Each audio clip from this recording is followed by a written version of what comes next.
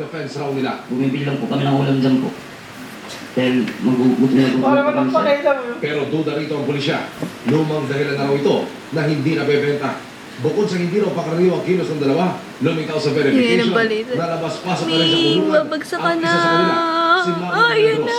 Patunay na raw dito ang tatak ng isang planeta sa binti nito na nangangahulugang miyembro mo ito ng Sputnik Gang. Hindi ho. Nasa labas lang mo kami, sir. Nailalaba yung mga kilos nyo kanina? Hindi naman po namin, hindi ko po alam yun, sir. Nakulong mo na dati, Brad. Nakulong na ako, sir, dati. At ngayong 2009 na, may mensahe sa kanila ang pulisya. Dapat po, magbago na po sila ng estilo ng pamumuhay. Lumigal po sila. Emil, sumangin na ka na ito.